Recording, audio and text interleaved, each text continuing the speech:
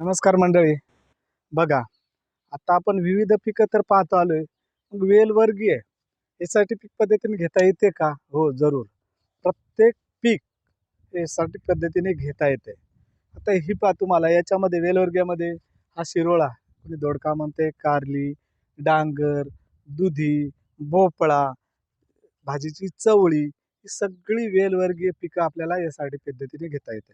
तर इथे आपण तेच करतोय, की जेणेकरून आपल्याला जितक्या अंतरावर ठेवायचं आहे 1 मीटरवर वगैरे असे ते खड्डे मारायचे. पण खड्डे मारताना परत एकच सिस्टम वापरायची, की कोणतंही पीक लावताना अगोदर ग्लायफोसेटचं साहाय्याने आपलं जे शेत आहे ते क्लीन करायचं, स्वच्छ करायचं. केल्यानंतर त्याच्यामध्ये एका बेडला एक लाईन घ्यायची. त्याच्यामध्ये 10 बाय 10 सेंटीमीटरचे लहान खड्डे खोदायचे. त्याच्यामध्ये कंपोस्ट किंवा अ, गांडूळ खत घ्यायचं आणि त्याच्यामध्ये 25 ग्रॅम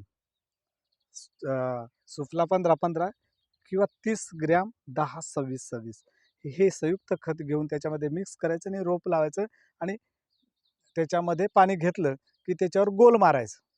कारण ते बी आहे आणि इकडे आपण वांग्याला वगैरे रोप लावतोय. मग याला गोल मारायचं. गोल मारल्यानंतर परत आपल्याला 20-25 दिवस येत नाही. मग त्याला आपल्याला आधार म्हणून आपल्याला त्याला मंडप वगैरे जसं असेल त्याप्रमाणे करायचं आणि या पद्धतीने तुम्हाला दिसत असेल, की बघा हे सगळं याच्यामध्ये तुम्ही कारली घ्या, शिरोडी घ्या, दुधी घ्या, भाजीची चवळी घ्या.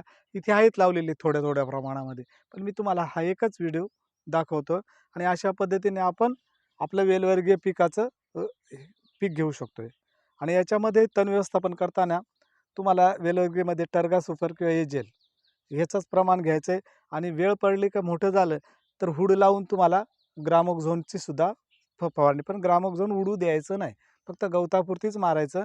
अशा पद्धतीने आपल्याला वेलवर्गीयामध्ये सुद्धा खूप छान करू शकतो. धन्यवाद.